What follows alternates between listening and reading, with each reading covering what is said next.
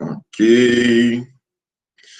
Bom, gente, vamos nós aqui para mais uma aula de Direito Penal, da sequência ao nosso tema Crimes contra a Honra, correto? Já demos apenas uma noção introdutória. Como eu disse, em razão do volume da matéria, para um melhor aprendizado, nós vamos dividir em duas aulas.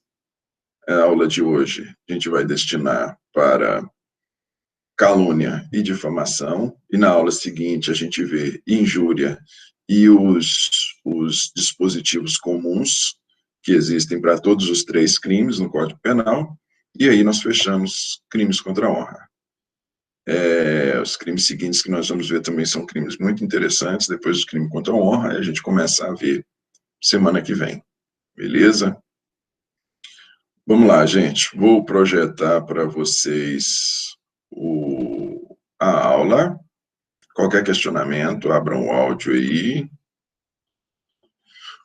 Podem fazer pergunta. Vamos lá.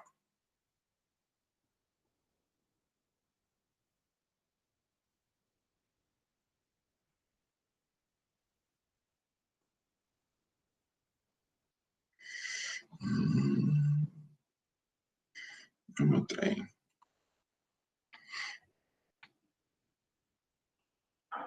Bom, gente, na aula passada nós já fizemos breves referências, dissemos que a honra, né, é a respeitabilidade, é o bom nome, é o bom conceito de que nós gozamos perante a nossa comunidade, a nossa família, é o amor próprio, né, que nós temos, ou seja, o bom conceito que nós temos de nós mesmos, a boa imagem. Fizemos referência dissemos que a honra é um direito constitucionalmente protegido, está lá dentre os direitos e garantias fundamentais, inclusive na Constituição Federal. Fizemos referência às modalidades de honra, e aqui merece especial atenção quando nós vamos falar dos crimes em espécie, a honra objetiva e a honra subjetiva. A honra objetiva, nós dissemos, é o bom nome que gozamos perante a comunidade, é o respeito, a boa imagem, a reputação que temos perante a comunidade, perante a nossa família, perante os colegas de trabalho, enfim, perante as outras pessoas. Isso é honra objetiva.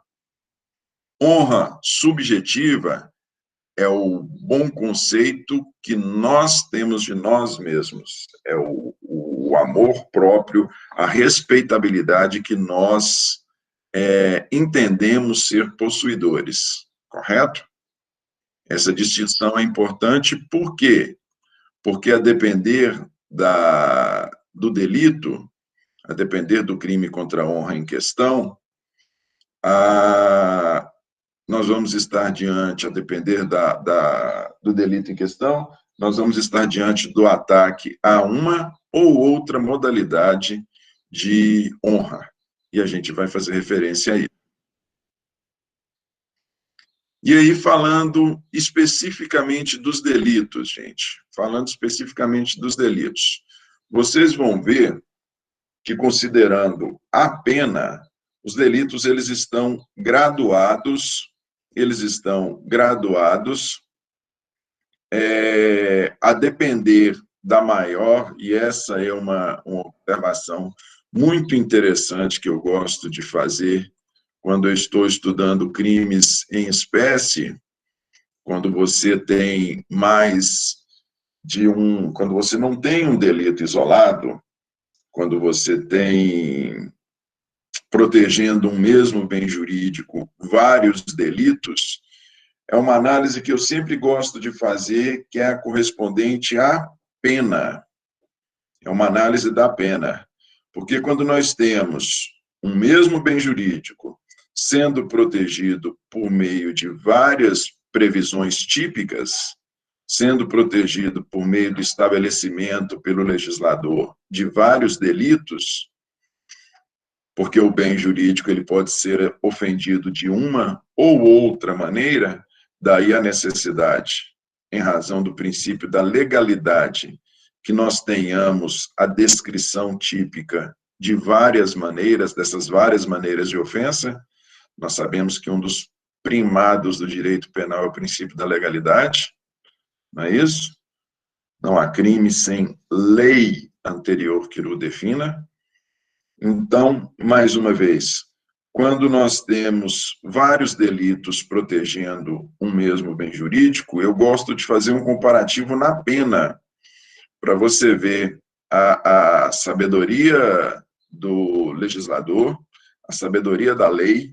Muitas vezes, quando nós temos quanto maior a ofensa ao bem jurídico protegido, maior é a pena correspondente. Quanto menor a ofensa ao bem jurídico protegido, menor é a pena correspondente. Isso é possível de visualizarmos quando nós temos mais de um delito voltado para a proteção de um mesmo bem jurídico. O bem jurídico nosso aqui agora é honra. Beleza? Vamos começar do começo. Crime de calúnia. Como é que está a descrição típica? O nome do delito, nome jurídico, nome iuris, é calúnia. Artigo 138. Caluniar alguém, imputando-lhe falsamente fato definido como crime. Caluniar alguém, imputando-lhe falsamente fato definido como crime.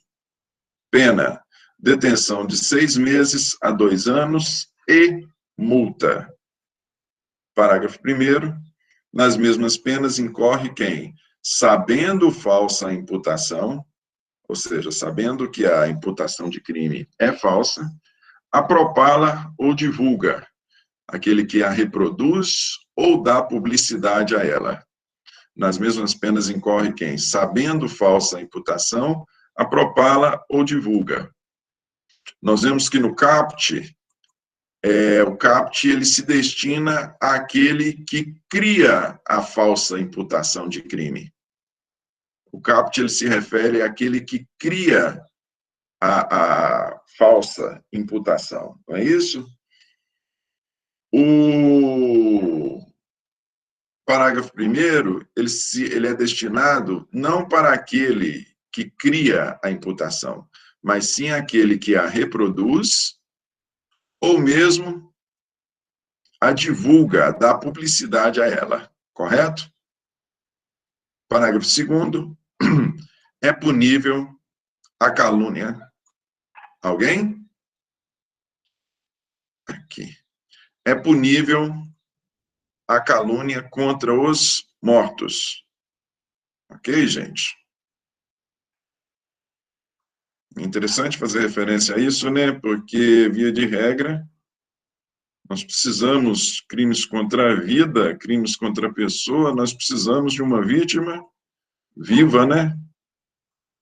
Como é que você vai atingir a vida? Impossível. Integridade física, impossível. Periclitação da vida e da saúde, para quem não tem mais vida e saúde, impossível. Mas o crime contra a honra está aí, a calúnia pode ter como vítima pessoa já falecida. Parágrafo 3º. Exceção da verdade. E nós vamos ver exatamente em que consiste a exceção da verdade. Admite-se a prova da verdade, salvo 1. Se, constituindo o fato imputado crime de ação privada, o ofendido não foi condenado por sentença irrecorrível. 2. Se o fato é imputado a qualquer das pessoas indicadas no inciso 1 do 141. 3. Se do crime imputado, embora de ação pública, o ofendido foi absolvido por sentença irrecorrível. 3 possibilidades de admissão da exceção da verdade. Vamos destrinchar esse crime aí, gente. Olha lá. Sujeito ativo e sujeito passivo. Nós logo visualizamos, pela descrição típica, que não se exige nenhuma qualidade especial para o cometimento do crime. Caluniar alguém, né, ofender a honra de alguém, de que maneira? Imputando-lhe falsamente fato definido como crime. Eu estou imputando à pessoa um fato que é previsto em lei como crime. Eu estou imputando falsamente. Ok? Não, vocês visualizam aqui que não há nenhuma qualidade especial a se exigir do autor ou do autor do delito ou da vítima do delito. Daí porque tanto o sujeito ativo quanto o sujeito passivo podem ser qualquer pessoa. Qualquer pessoa pode ser autores ou vítimas desse delito. Não se exige nenhuma qualidade especial. É interessante, gente, que inclusive os inimputáveis podem ser vítimas deste crime. Que vejam vocês, como consta da redação do 138? Consta caluniar alguém imputando-lhe falsamente fato definido como crime. Fato, correto? Aqui, que poderíamos ser levados à seguinte ideia. Bom, peraí, os inimputáveis, os menores de 18 anos, eles não cometem crime, eles cometem ato infracional. E como cometem ato infracional, então eles não podem ser vítima de calúnia. Porque na calúnia fala imputar falsamente crime. Não. A descrição típica fala imputar falsamente fato definido como crime. Vocês vão ver, quando vocês estudarem Estatuto da Criança e do Adolescente, que nós não temos um regramento próprio com previsão de condutas específicas para crianças e adolescentes. Nós não temos. Nós não temos o Código Penal das crianças e adolescentes. O que nós temos é o seguinte, aquele que é inimputável em razão da menoridade, o menor, ele comete ato infracional. E onde está este ato infracional? Onde está estabelecido este ato infracional? Este ato infracional são os crimes, sejam previstos no Código Penal, sejam previstos na legislação extravagante. O que faz com que eles tornem-se ato infracional é a circunstância de terem sido cometidos por um menor. Ok? Mas continuam tendo a descrição típica de crime. E aí, quando a gente vai no caput do 138, o que consta? Imputar falsamente fato definido. Eu estou falando que o menor de 16 anos furtou a bicicleta aqui do meu vizinho. Estou acusando ele falsamente de ter furtado a bicicleta do meu vizinho. De ter subtraído para si a bicicleta do meu vizinho. Subtrair para si coisa alheia móvel é o quê? É um fato que na lei é definido como crime. Está lá no 155, daqui a uns dias nós vamos estudar. Ele é definido como crime. Foi praticado por um menor, em função disso, ele torna-se ato infracional, mas não deixa de ser fato definido como crime. Daí porque os inimputáveis, os menores, eles também podem ser vítimas de crime de calúnia. Ok? Pessoas mortas, nós temos a previsão expressa, está lá no parágrafo 2º, está lá no parágrafo 2º, é punível a calúnia contra os mortos, mesmo que a pessoa já tenha sido falecida.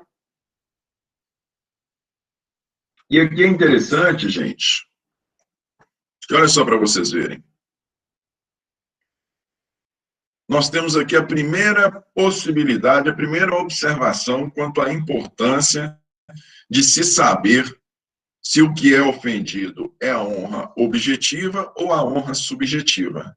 Neste caso aqui, quando nós estamos falando de crime de calúnia, o crime de calúnia visa proteger a honra objetiva, o bom conceito que a pessoa goza perante a comunidade, perante a família, perante os colegas de trabalho, perante terceiras pessoas. Se a honra protegida pelo crime de calúnia fosse a honra subjetiva, não seria possível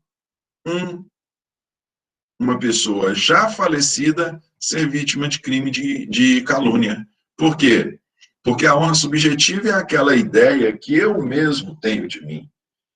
É a respeitabilidade que eu mesmo tenho de mim. É o amor próprio que eu mesmo tenho. Correto? Quem morreu não tem amor próprio. Quem morreu não tem uma ideia de si, quer dizer, pode ter em outro plano, né? Neste aqui, não. Neste plano terreno aqui, não. Em função disso, só se pune a calúnia contra os mortos porque o crime de calúnia visa proteger a honra objetiva, não a honra subjetiva. Correto? Pessoas indeterminadas, gente. Olha só, na descrição típica, o que nós temos? Caluniar alguém, imputando-lhe falsamente fato definido como crime. Nós precisamos de uma vítima em especial, uma ou mais vítimas, né? Nada impede que eu atribua falsamente a 3, 4, 5 pessoas terem cometido um delito em concurso de pessoas. Eu vou estar cometendo crime de calúnia. O que não é possível é que essas sejam pessoas indeterminadas. Sejam pessoas indeterminadas. Eu preciso, para se falar em calúnia, eu preciso estar atribuindo falsamente fato definido como crime a alguém ou, perdoem-me as professoras de português, alguéms. Eu preciso saber quem são essas pessoas. Se eu viro e falo de maneira indefinida, que me referindo a uma classe em especial, a uma, vamos lá, todo advogado é ladrão, né? Todo político é vagabundo, não constitui crime de calúnia. Nós temos outras ferramentas jurídicas para proteger, e vocês vão falar assim, mas essa ofensa, então, ela fica desacobertada? Não, ela não fica desacobertada. Nós temos outras ferramentas jurídicas para combater esse tipo de conduta. Agora há pouco, vocês devem ter visto, né? O pessoal adora falar que servidor público é o responsável por tudo aí na face da terra, né? O Brasil está quebrado e o responsável é servidor público. Nosso querido ministro da Economia falou que os servidores públicos são todos parasitas. Não sei se vocês viram isso na TV. Ele falou que servidor público é tudo parasita. O que acontece? Pessoal, nós poderíamos estar aí diante de um crime ofensivo à honra, né? Um crime. Se ele falasse que todos os servidores públicos são corruptos, seria crime de calúnia? Não, não seria crime de calúnia. No caso, ele falou parasitas, mas eu quero indicar para vocês que, caso nós tenhamos a atribuição de um fato definido como crime a um número indeterminado de pessoas, a uma classe indeterminada, né? Nós podemos nos valer, por exemplo, de direito à indenização por danos morais. Nós tivemos, há pouco, uma classe, se não me engano, foi uma classe de servidores, uma associação de servidores do estado da Bahia, entraram com uma ação civil de indenização por danos morais contra o ministro da Economia, contra o Paulo Guedes, e ganharam a ação, em razão deles ter afirmado aí que servidor público é tudo parasita. Eles entraram com ação civil de reparação por danos morais e a ação foi procedente. Beleza? Elemento subjetivo é o dolo, e em todos os crimes contra a honra, mais do que o dolo, nós precisamos do propósito do dolo de ofender, nós não precisamos apenas do dolo de cometimento da conduta, nós precisamos do dolo de incidir na conduta, mas aquele que adota a postura está com o propósito de ofender, de macular a reputação da pessoa. A Júlia está perguntando aqui um exemplo da questão dos advogados. O que acontece, Júlia? O que eu quero dizer é que nós precisamos de um fato específico. Nós precisamos de pessoas determinadas. Se nós não tivermos pessoas determinadas, não dá para se falar em responsabilização. A conduta típica, ela fala atribuir a alguém. Eu posso virar e falar assim, olha, você, Pedro, você é um policial e todo policial é corrupto. Ele está atribuindo a mim, é um fato, todo policial recebe dinheiro para não cumprir com suas funções. Ele está atribuindo para mim uma conduta definida como crime contra a administração. Ou você é policial e todo policial é covarde, tortura. Está definindo, está atribuindo a mim, Pedro, nós estamos diante de um crime de calúnia. Agora, se ele virar e falar assim, soltar aí aos quatro ventos, todo policial é corrupto, todo policial é covarde, tortura, ele está atribuindo a uma classe indeterminada. Por estar atribuindo a uma classe indeterminada, nós não vamos estar diante de um crime de calúnia. Nós precisamos, o tipo, ele fala atribuir a alguém, caluniar alguém. Precisamos saber quem é ou quem são essas pessoas. Beleza? Nós podemos, voltando aí ao exemplo do Paulo Guedes, nós podemos, quando estamos diante de uma classe indeterminada, nós podemos estar diante de uma infração de natureza cível, corrigida por meio de uma indenização por danos morais. Tranquilo?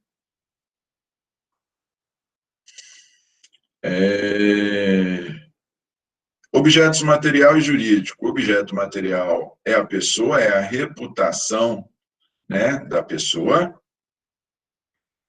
A pessoa se atinge por meio da conduta, por meio da divulgação falsa de cometimento de crime. E o objeto jurídico é a honra. Nós estamos falando de crimes contra a honra. Todos esses delitos aqui visam a proteger a honra das pessoas.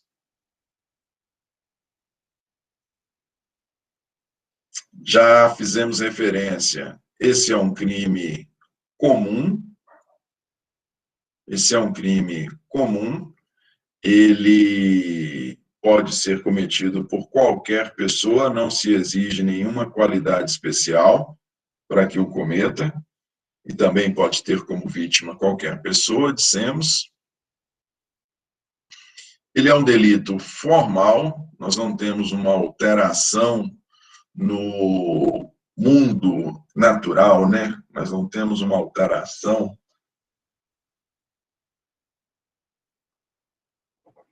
para a configuração do delito. Não é, por exemplo, como um crime de homicídio, em que nós temos uma alteração no mundo natural, né? Assim se diz, nós temos uma morte, não, é um crime meramente formal. Apesar de ser um crime formal, onde nós não temos alteração no mundo naturalístico, ele é um crime de dano, não um crime de perigo. Por que que ele é um crime de dano? Ele é um crime de dano porque nós precisamos da ofensa à honra da pessoa, da efetiva ofensa à honra da pessoa. Ele é um crime de forma livre. A divulgação ou atribuição pode ser feita das mais diversas maneiras, né? Nós podemos ter desde por meio de palavras, por meio de gestos, pela internet, das mais diversas maneiras. É um delito de forma não vinculada. Essa propalação, essa ofensa pode se dar das mais diversas maneiras.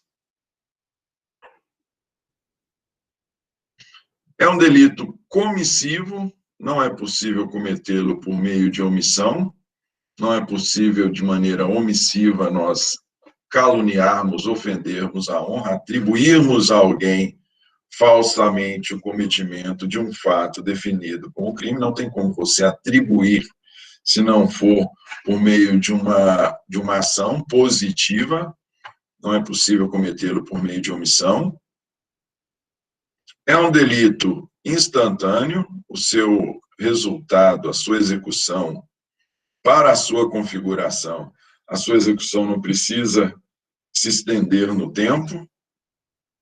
Ele é um delito, nós podemos ter efeitos permanentes, né? Podemos ter aí máculas que não se apagam. Vocês, inclusive nós temos acho que já comentei com vocês, em prisão, em busca e apreensão de crimes de pedofilia, nós temos um normativo interno nosso, lá na Polícia Federal, que determina que você não pode ir em viatura ostensiva, você não pode ir identificado, vestido, com roupa identificada que se trata da Polícia Federal. Você pode ir na casa da pessoa, você vai cumprir mandado de busca, você vai cumprir mandado de prisão, mas sem identificação. Por quê? É uma mancha que não se apaga, né? Uma pessoa que é acusada de pedofilia é uma mancha que não se apaga. Então, temos esse normativo interno. É um delito, o crime de calúnia é um delito que, para a sua configuração, nós não precisamos que a execução se estenda no tempo. A sua configuração, o seu resultado é instantâneo, mas seus efeitos podem ser duradouros. E é um delito unissubjetivo, pode ser cometido por apenas uma pessoa. É importante aqui, gente, falar a respeito de consumação de crime de calúnia. Olha só para vocês verem que interessante. Vamos voltar ao tipo. Caluniar alguém, imputando-lhe falsamente fato definido como crime. O que eu disse para vocês no que diz respeito à honra protegida por meio do crime de calúnia? Eu disse que a honra protegida aqui é a honra objetiva. É o bom conceito, é a respeitabilidade que a pessoa, que a vítima goza perante terceiros. Correto? Se o que se visa proteger por meio da calúnia é esta respeitabilidade que a pessoa goza perante terceiros, para a consumação do crime de calúnia, nós precisamos que o fato chegue a conhecimento de pelo menos uma terceira pessoa. Correto? Nós precisamos que a falsa atribuição de fato definido como crime, esta é a conduta, falsa atribuição de fato definido como crime, nós precisamos que essa falsa atribuição, que ela chegue a conhecimento de terceiras pessoas, de pelo menos uma terceira pessoa. Porque se essa falsa atribuição de fato definido como crime chegar na esfera de conhecimento somente da vítima, eu estou atribuindo falsamente a fulano o cometimento de pedofilia, e se essa falsa atribuição só chega ao conhecimento deste fulano, nós não vamos estar diante de um crime de calúnia. Nós vamos estar diante, vamos falar dele na próxima aula, vamos estar diante de um crime de injúria, porque injúria é aquela que ofende só a honra subjetiva. É o bom entendimento, o bom conceito, o amor próprio que a pessoa tem. Amor próprio só pode ser de si próprio, né? Mas essa respeitabilidade, esse bom conceito que a pessoa tem de si mesma. Então, para se falar em crime, se falar em consumação de crime de calúnia, onde o que é atingido, o que é protegido por meio da figura típica é a honra objetiva, se faz necessário, então, que se chegue ao conhecimento de terceiras pessoas essa falsa imputação de fato definido como crime. Ok? Exceção da verdade, gente.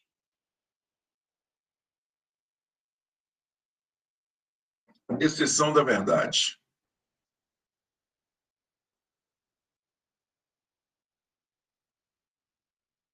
Vamos lá. Esse é o conceito, esse conceito é do Nutt. Do Nutt. A exceção da verdade é uma forma de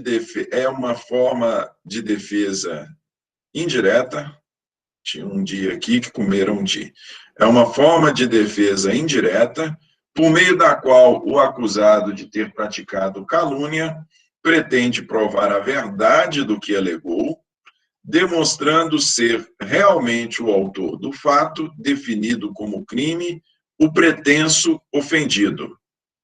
Mais uma vez, é uma forma de defesa indireta, por meio da qual o acusado de ter praticado calúnia pretende provar a verdade do que alegou, demonstrando ser realmente autor de fato definido como crime ou pretenso ofendido. Vamos lá, vamos por partes aqui. Gente, por que se diz que a exceção da verdade é uma forma de defesa indireta? Melhor, o que é a exceção da verdade? A exceção da verdade é quando, dentro do processo em que eu estou sendo processado por cometimento de crime de calúnia, está sendo a mim atribuído a conduta, eu cometi a conduta de ter atribuído falsamente a João, eu, Pedro, atribuí falsamente a João o cometimento de um furto. Falei que João, vamos voltar aqui, eu, Pedro, falei que João, na data de ontem, fato específico, definido, situado no tempo, eu falei que na data de ontem, João furtou a bicicleta do meu vizinho aqui. Sabendo eu que isso é mentira, correto? Eu estou atribuindo falsamente. Essa é a ideia. Essa é a ideia por quê? Porque foi isso que motivou a ação penal contra mim. O inquérito policial e, na sequência, a ação penal. Estou sendo processado por calúnia. Beleza? O que é a exceção da verdade? A exceção da verdade é quando, dentro do processo em que eu estou sendo responsabilizado por calúnia, João, eu estou sendo responsabilizado por ter cometido calúnia contra João, dentro deste processo, eu posso virar e falar assim, olha, o negócio é o seguinte, dentro desta ação aqui em que eu estou sendo processado, eu vou demonstrar que João efetivamente cometeu o furto nos moldes que eu falei. Eu vou provar,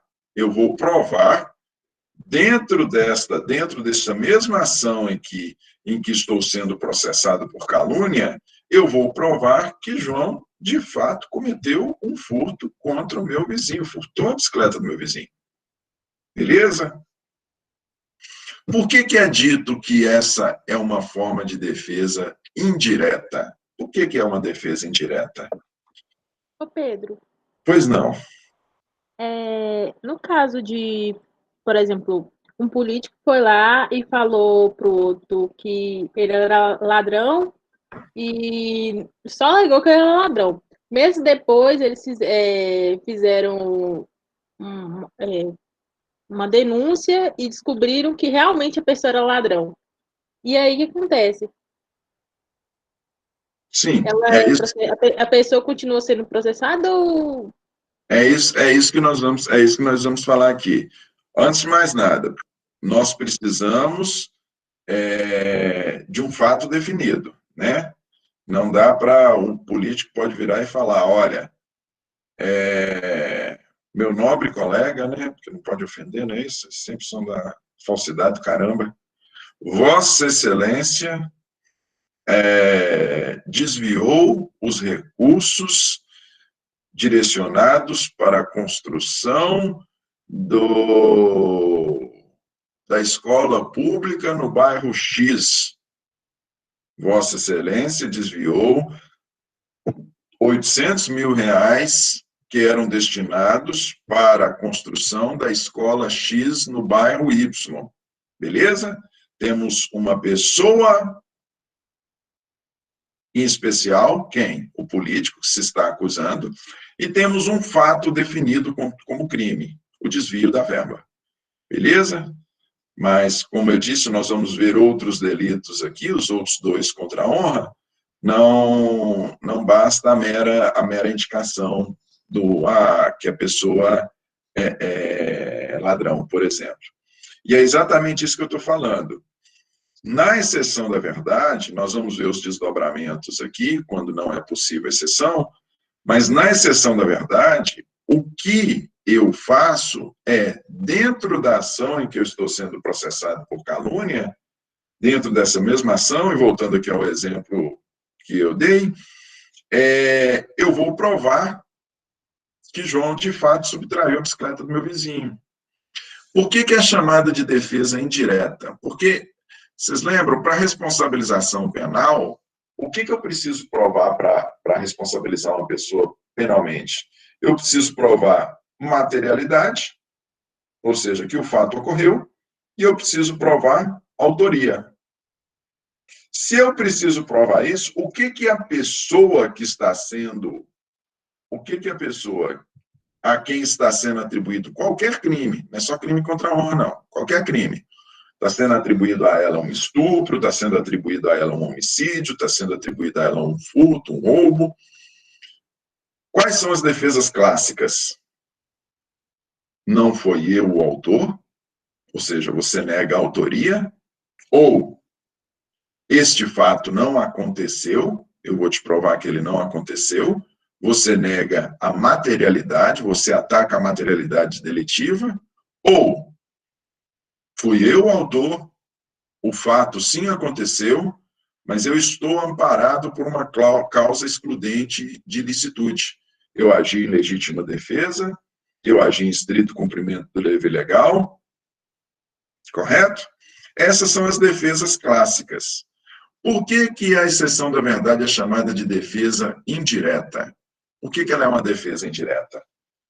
Porque eu estou sendo processado por calúnia, eu estou sendo processado por ter atribuído falsamente a João o furto da bicicleta do meu vizinho, e eu, ao invés de falar, não fui eu, ou eu, ao invés de falar, não, este fato não existiu, eu falo, não, fui eu mesmo, eu realmente falei isso, o fato efetivamente aconteceu, foi eu, assumi a autoria.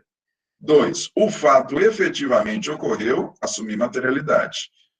3, eu vou provar que é verdade.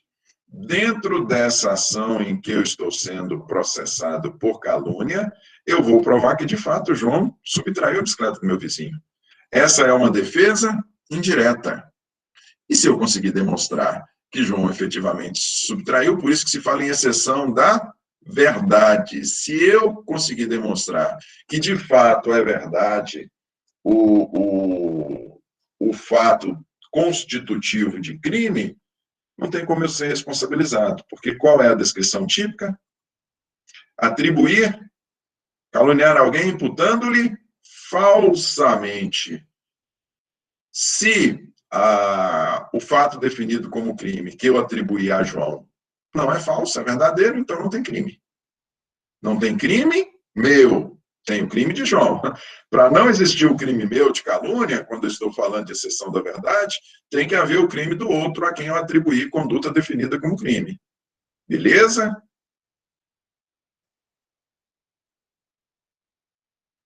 Ele pretende provar a verdade do que alegou, demonstrando ser autor do fato definido como crime, o pretenso ofendido. Aquele que se diz ofendido na ação em que está sendo processado por calúnia. Aqui, gente, só nós temos que voltar lá no caput, no parágrafo 3º, para falar algumas coisas a respeito da exceção da verdade. E aí eu vou responder com essa explicação aqui, eu respondo a questão proposta aí pela colega. Olha lá, admite-se a prova da verdade, ou seja, admite-se a possibilidade de que dentro do processo em que estou sendo responsabilizado por calúnia, admite-se que dentro deste processo eu me utilize da exceção da verdade em todos os casos, exceto em 3 circunstâncias. Quando é que eu não posso me valer da exceção da verdade? 1. Se, constituindo o fato imputável crime de ação privada, o ofendido não foi condenado por sentença irrecorrível. Olha só para você ver. Vocês lembram lá dos crimes de divisão? Ação penal privada, ação penal pública. O que diferencia a ação penal privada da ação penal pública? A ação penal privada é quando quem está no polo ativo da ação, quem propõe a ação penal, não é o Ministério Público. Quem propõe a ação penal é o ofendido, é a vítima. Quando nós temos um crime definido em lei como sendo de ação penal privada, quem propõe a ação para responsabilizar o autor não é o Ministério Público.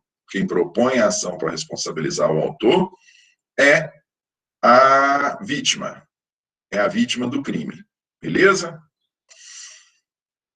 Por que existem esses delitos de ação penal privada? É sempre bom falar. Por que eles existem? Eles existem porque determinados crimes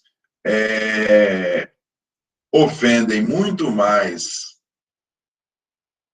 é de muito maior interesse da pessoa vítima ver a responsabilização do que da sociedade em geral. Além de que, determinados delitos, nós sabemos que a exposição do processo seria sofrer 2 vezes. Seria sofrer 2 vezes. Daí porque alguns crimes, para a responsabilização por eles, precisa-se de ação proposta pela própria vítima. Nestes crimes de ação penal privada, em que está na mão da vítima propor ou não a ação contra o autor, o suposto autor do crime, ele tem com ele acontece algo que não acontece na ação penal pública. Enquanto na ação penal pública nós temos o princípio da legalidade ou obrigatoriedade, ou seja, se estiver presente materialidade e indícios de autoria, o Ministério Público tem a obrigação de propor ação, enquanto na ação penal pública é assim, na ação penal privada está na mão do ofendido propor ou não propor, ou seja, ele pode ter provas evidentes de materialidade e autoria. Mas se ele não quiser processar, ele pode não processar o autor do crime. Então, enquanto lá nós temos obrigatoriedade na ação penal pública, na ação penal privada nós temos discricionariedade.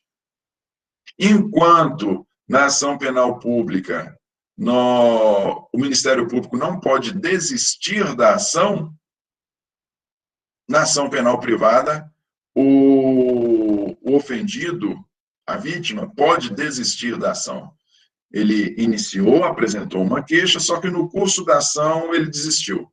Falou, você quer saber de uma coisa? Eu não quero processo mais não, isso cansa demais, eu estou revivendo o fato, estou tendo que ver a cara do autor de novo, eu estou tendo que ir na justiça, em audiência, ser ouvido, isso é muito constrangedor, eu vou desistir da ação. Ele pode desistir. O Ministério Público não pode desistir de ação penal pública. Correto? Por que não pode desistir da ação penal pública? Porque os crimes de ação penal pública ofendem muito mais a sociedade do que a própria vítima. Ou ofendem tanto a sociedade quanto a vítima. Daí porque não pode haver desistência delas. Pois bem, explico isso tudo para vocês para dizer que se o fato que eu estou imputando falsamente a alguém, se ele é um fato definido de crime, mas é um crime de ação penal privada, eu só vou poder me valer da exceção da verdade quando o crime que eu atribuí falsamente, quando a pessoa já tiver sido condenada irrecorrivelmente em sentença penal transitada e julgada. Por que disso? Porque a vítima, vamos dar nome aos bois aqui, gente. Vamos citar um exemplo como, quer ver? Crime de dano. Eu acho que crime de dano é de ação.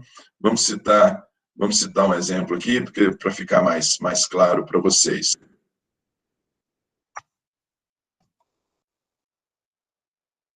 Crime de dano é de ação penal. Crime de dano é de ação penal privada. Quer ver? Só para eu ter certeza. Alguém confere aí, por favor. Só para eu ter certeza, para não falar bobagem. Vamos lá. Dano. Para não dar exemplo errado para vocês.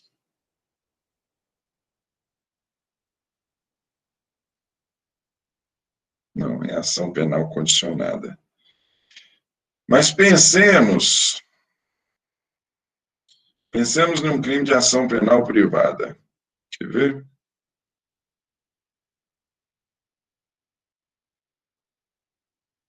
Esbulho possessório. Os próprios crimes contra a honra são crimes de ação penal privada. Mas não convém citá-los como exemplo, não. Não convém citá-los como exemplo, não. Mas tá, vamos falar de crime de esbulho possessório. Vamos lá. Que o crime de esbulho possessório, ele já é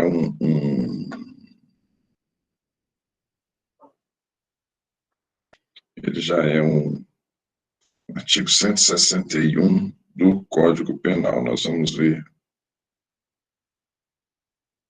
aqui. Aqui.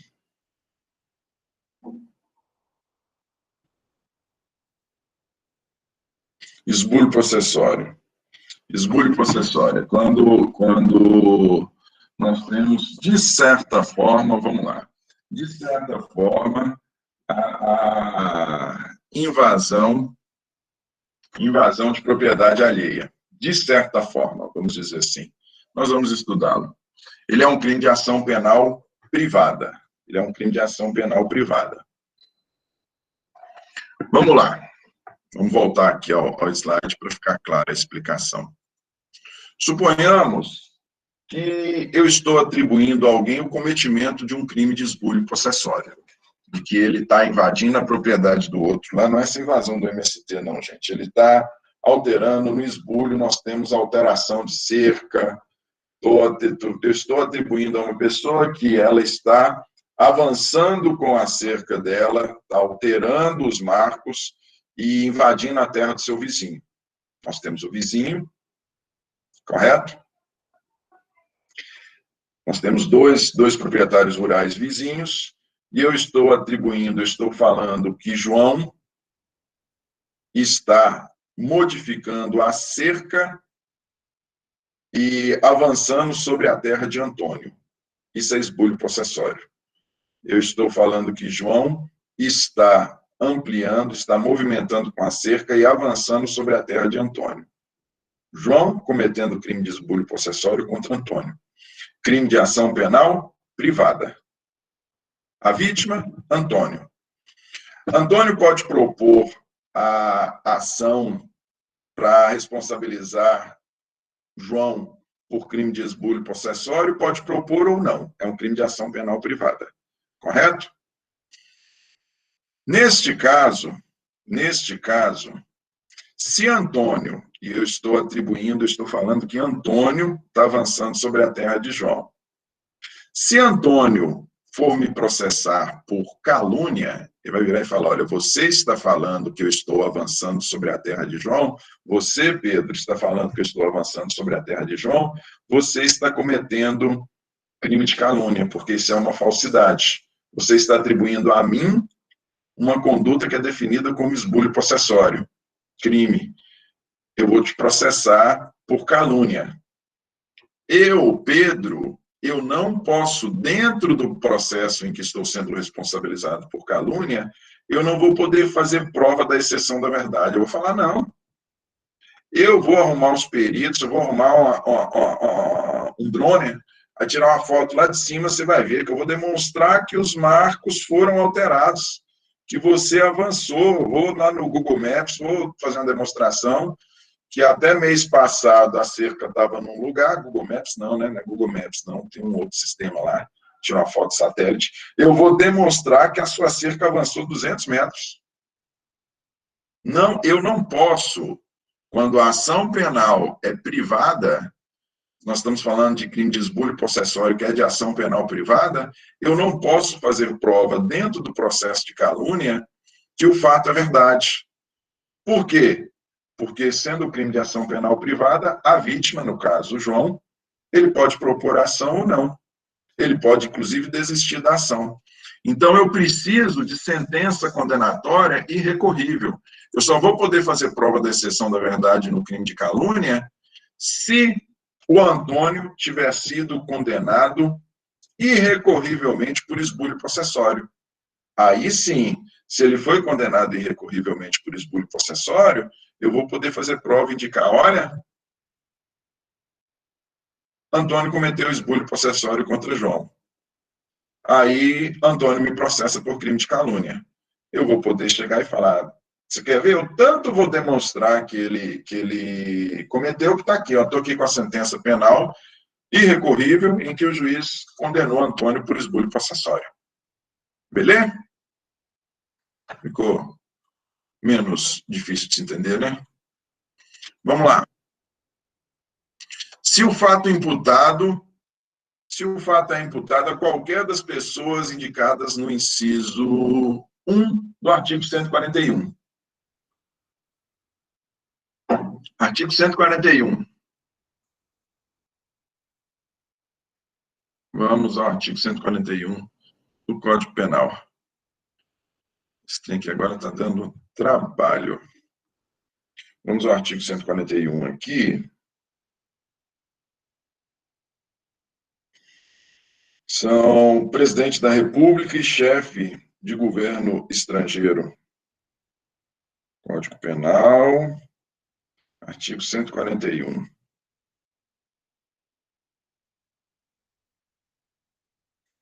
Vamos lá, meu filho.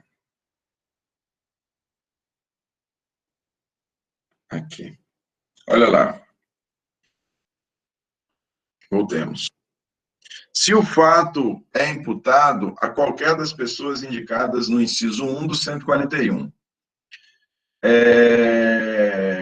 Quais são as pessoas indicadas no inciso 1 do 141? Presidente da República ou chefe de governo estrangeiro. Se eu atribuir ao presidente da República ou a um chefe de governo estrangeiro, ou ao presidente da República do Brasil ou de outro país, se eu atribuir a ele o cometimento falso, cometimento de um crime de qualquer natureza, seja ele de ação penal privada, seja ele de ação penal pública, e, em função disso, o presidente do Brasil ou o presidente do outro país estiver me processando por calúnia, eu não posso, dentro da ação penal em que estou sendo processado por calúnia, eu não posso fazer prova da exceção da verdade. Seja este crime de ação penal privada, seja este crime de ação penal pública.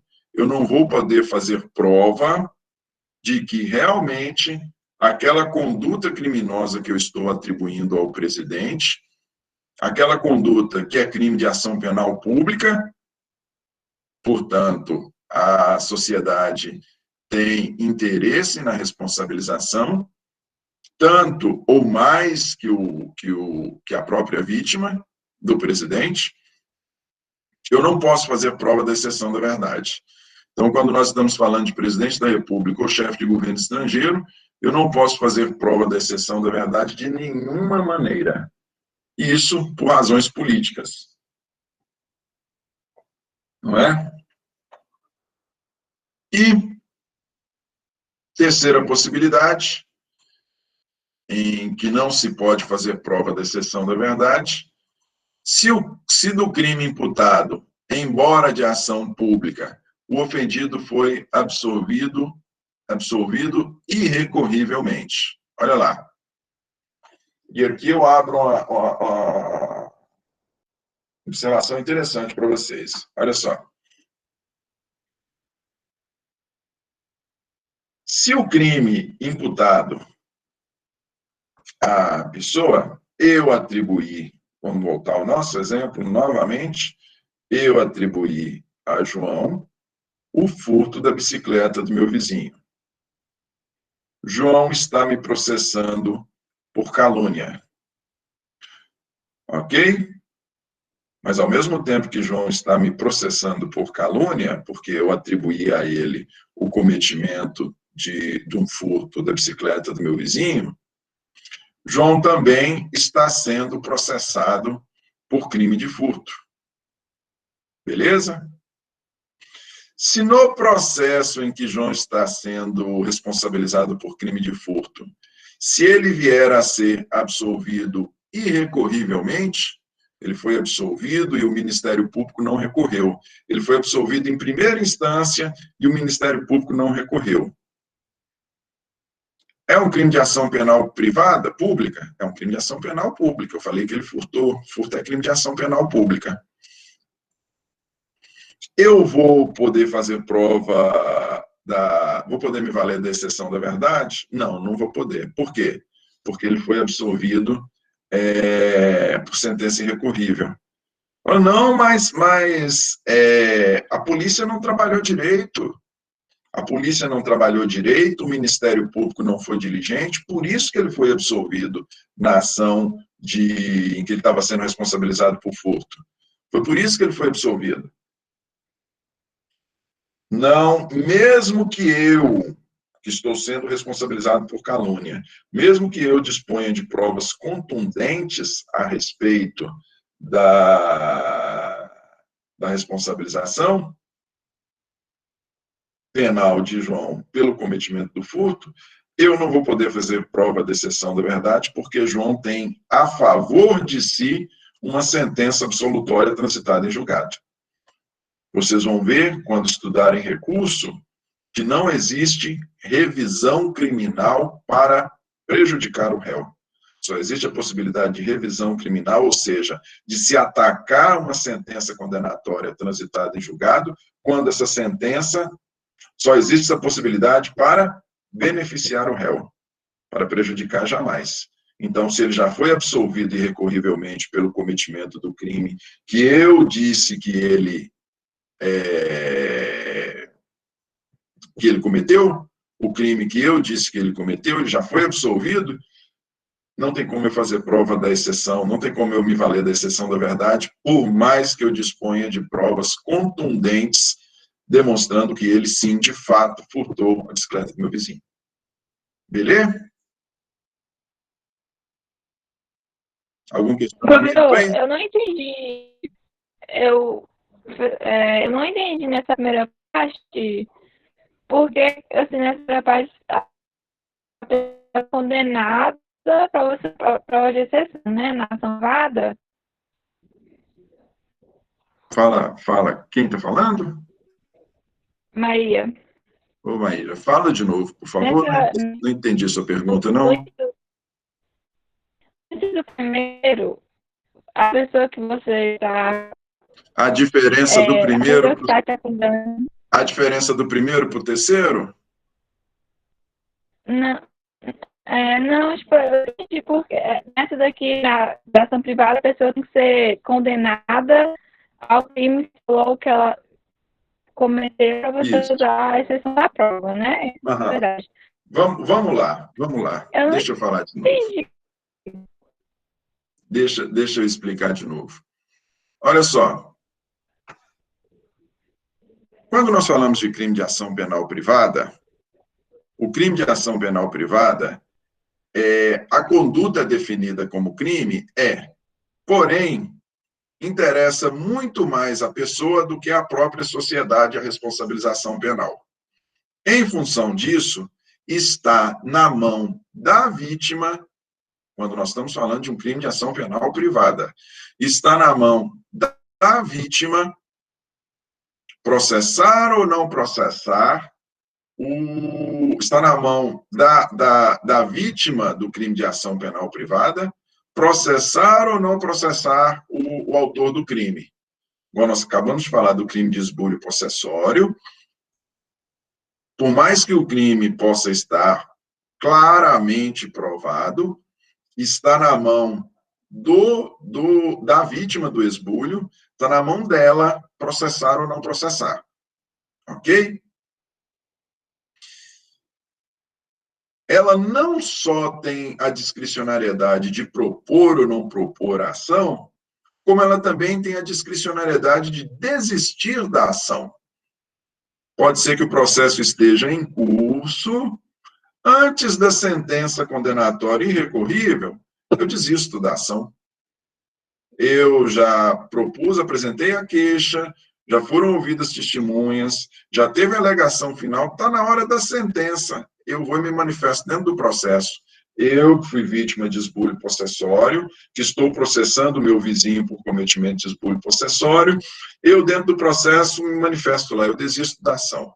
Eu sou uma pessoa boa, elevada, eu não quero processar meu vizinho, não tem problema ele pegar um pedacinho da minha terra. Beleza? Quando o crime é de ação penal privada, e aí, nós temos essas duas pessoas, vamos lá. Nós temos as duas pessoas, os dois vizinhos, nós temos aquele que invadiu um pouco a terra do outro, beleza? Se eu, que não tem nada a ver com a terra, eu sou um terceiro, e eu saio por aí falando, novamente, João é a vítima, Antônio é o invasor, o esbulhador, aquele que avançou sobre a terra de João. Antônio avançou sobre a terra de João. Se eu viro e falo, olha, eu estou falando, Antônio cometeu esbulho possessório contra João. Antônio avançou sobre a terra de João. Esbulho possessório é crime de ação penal privada? É. A pergunta que a gente tem que fazer, de uma maneira bem básica, é assim, o que você tem a ver com isso, Pedro? A terra é de João? O crime é de ação penal privada? Se João quiser, ele pode deixar Antônio invadir a terra dele toda. É crime de ação penal privada. Antônio só vai ser processado se João quiser. Antônio pode desistir da ação no curso da ação de crime de esbulho possessório. O que você tem a ver com isso? Em razão disso, como o interesse é de João, que teve a sua terra invadida, Antônio vira e fala: Pedro, você não tem nada a ver com isso. Eu estou te processando por calúnia. Você está atribuindo a mim falsamente um fato definido como crime. Você está falando que eu cometi esbulho possessório contra João. Estou te processando por calúnia. Aí eu viro e falo: você quer saber? Eu tenho a mais absoluta certeza. Eu rodo essa roça aí direto. Eu tenho a mais absoluta certeza que, de fato, Antônio avançou sobre a terra de João. E eu consigo demonstrar isso por meio de provas. Eu conheço a terra lá todinha. Eu sabia que aquela aroeira antes estava na terra de João. Antônio avançou com a cerca da aroeira que estava na terra de João, agora está na terra de Antônio. A vida inteira eu conheço. Aquela aroeira estava lá dentro da terra de João, agora está dentro da terra de Antônio. Antônio avançou com a cerca dele. E eu vou provar isso dentro desta ação em que Antônio está me responsabilizando por calúnia. Eu vou provar aqui dentro que Antônio avançou sobre a terra de João. Eu posso provar? Não. Não posso provar por quê? Porque o crime de ação penal, o crime de esbulho possessório é crime de ação penal privada. A única pessoa que pode responsabilizar, por mais que a exceção da verdade não tenha o efeito de responsabilização, mas a única pessoa a quem interessa a responsabilização por esbulho possessório é a João. Se João não se importou, João é uma pessoa elevada, uma pessoa que não se importa com bens materiais. Se ele não se importou de Antônio avançar sobre a terra dele, o que eu, Pedro, tenho a ver com isso? Eu não vou poder fazer prova de exceção da verdade. Para que eu não responda por calúnia, eu só vou poder fazer prova de exceção da verdade em uma circunstância. Se João processar Antônio, e se por esbulho possessório, e se Antônio for condenado, João vai ter que processar, por quê? Porque é crime de ação penal privada. E Antônio vai ter que ser condenado irrecorrivelmente. Sentença transitada em julgado. Agora sim. Aí Antônio vem me processar por crime de calúnia, falando que eu cometi calúnia contra ele por atribuir a ele esbulho possessório. Dentro do processo em que eu estou respondendo por calúnia, eu falo: não, tem essa não. De fato, eu atribuí a ele a conduta. E é verdade, o esbulho possessório é verdade. Tanto é verdade que está aqui, ó, seu juiz. Olha a sentença aqui em que Antônio foi condenado por esbulho possessório. Estou fazendo para o senhor prova da exceção, estou me valendo da exceção da verdade, fazendo prova de que o esbulho possessório que eu atribuí a Antônio é verdade. Tanto é verdade que tem aqui uma sentença condenatória transitada em julgado contra ele. Beleza?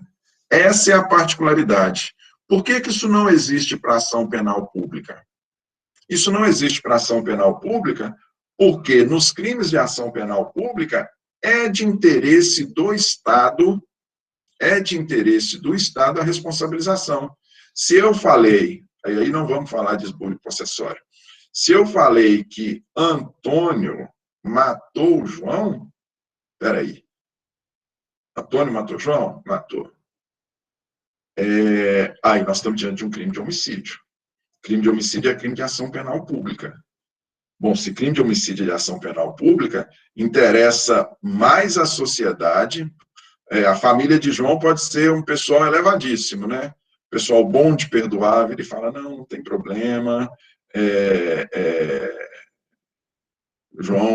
Antônio que matou João, os filhos, a esposa, os pais de João, ele fala: não, Antônio vai resolver com Deus lá em cima, eu não vou fazer nada contra ele. Não existe essa possibilidade.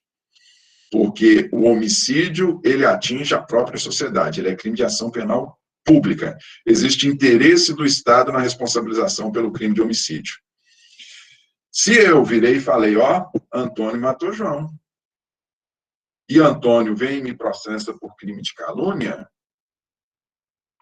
eu posso, dentro da ação em que estou sendo responsabilizado por calúnia, eu posso virar e falar, ó, você quer ver? Eu vou te mostrar aqui dentro, eu vou fazer prova de que Antônio realmente matou João. E eu junto, por exemplo, né, tem um sistema interno de TV lá na rua, eu conheço, o crime aconteceu no meio da rua e tinha um vizinho lá, tinha alguém lá no prédio fazendo uma selfie.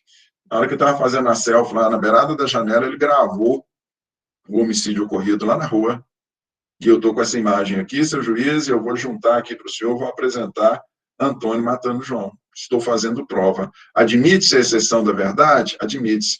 Ah, mas peraí, nem tem sentença. Antônio não foi condenado irrecorrivelmente falando que ele matou João. Não interessa. Eu posso fazer prova da exceção da verdade. Por que eu posso fazer prova? Porque interessa à sociedade a responsabilização por crime de homicídio. Se interessa à sociedade a responsabilização por crime de homicídio, por mais que eu não seja polícia, por mais que eu não seja Ministério Público, eu que estou sendo vítima eu que estou sendo acusado de calúnia, por mais que eu não seja policial, por mais que eu não seja promotor de justiça, eu posso sim fazer prova da ocorrência do homicídio, dentro da ação em que estou sendo responsabilizado por calúnia, mesmo que não tenha condenação transitada em julgado por homicídio, eu posso fazer prova, por quê? Porque interessa à sociedade a responsabilização por crime de calúnia. Perdão, interessa à sociedade a responsabilização por crime de homicídio. Beleza? Tranquilinho agora?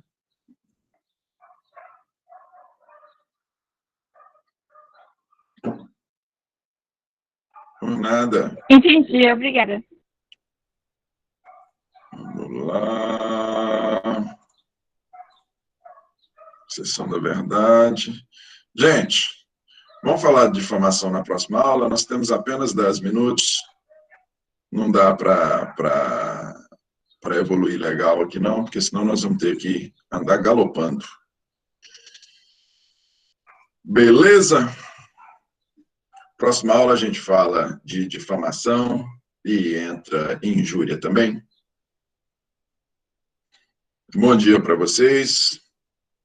Até a nossa próxima aula.